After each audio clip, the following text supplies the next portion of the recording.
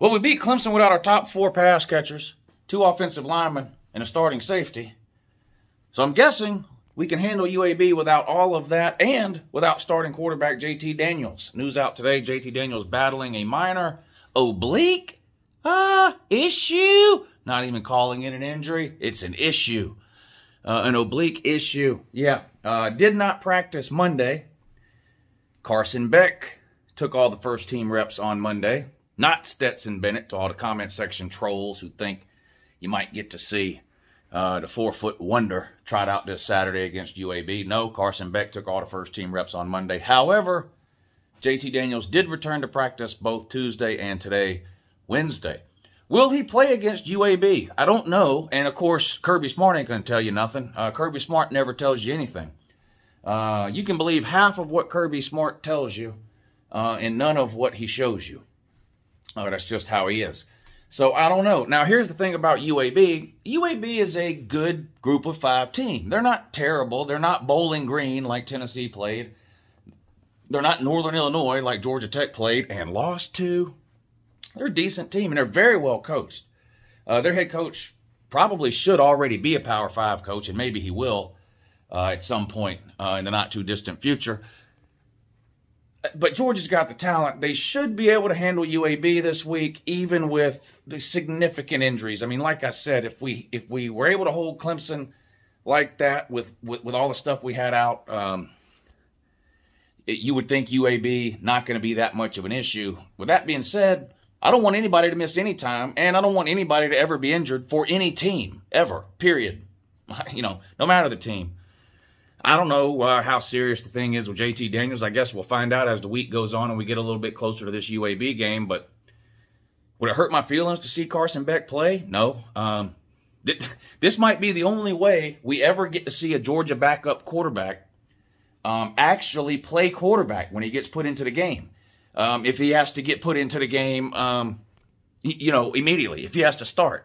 Because every time we put one of these backups in the game in the 4th quarter, all we get to see him do is hand the ball off a dozen times and then take a couple of knees. I don't know what Kirby's allergy is to allowing backup QBs to throw passes, but it's pretty obvious that he has one if you've been watching Georgia for the last 4 or 5 years. So will we get to see some Carson Beck this Saturday? I don't know. Like I said, it wouldn't hurt my feelings.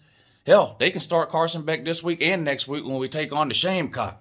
South Carolina couldn't beat its own meat out of a wet paper bag. I mean, they're an absolute disaster and an abject failure of a football program. It's amazing to me they still have a football program, to be honest.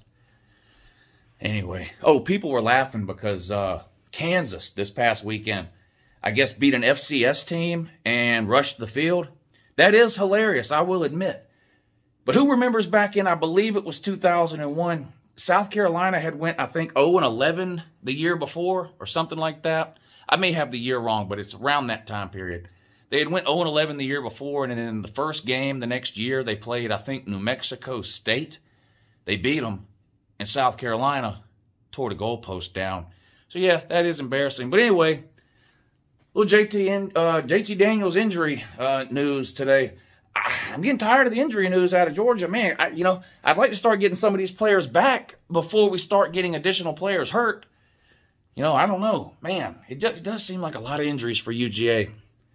It does seem like a lot of injuries for UGA. I think Kearis Jackson is, obviously Kearis Jackson is close to coming back because they had him returning punts against Clemson on Saturday. They just wouldn't let him play receiver. I guess it's way more dangerous to play receiver for your knee than it is to return kicks. I don't know. I'm not a scientist.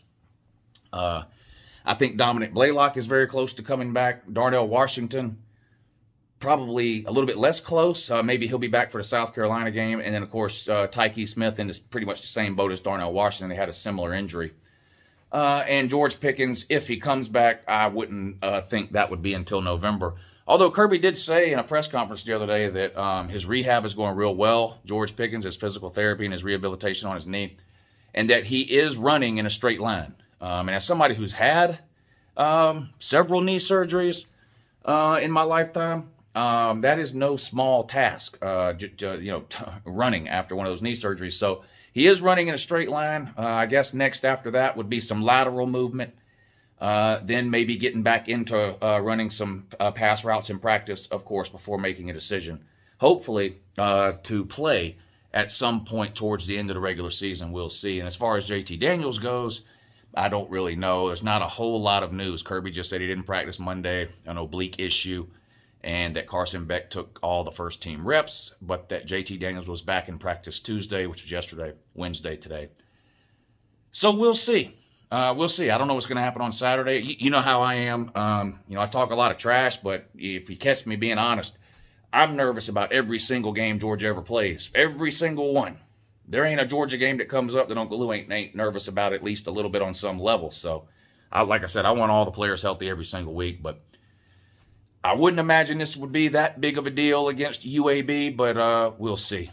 Anyway, I just uploaded my top 25 video, which I actually had recorded earlier this morning, but had some things I had to do today and didn't get a chance to edit it or upload it until later this afternoon. So by the time I uploaded it, the JT Daniel news had come out, and there's already a bunch of comments on the top 25 video about JT Daniel. So I said, well, let me go yell into my phone for a few minutes, which I just got done doing. It's been a great 3 or 4 days for UNCLELOU, though. And I have a feeling it's going to continue. Have a great day.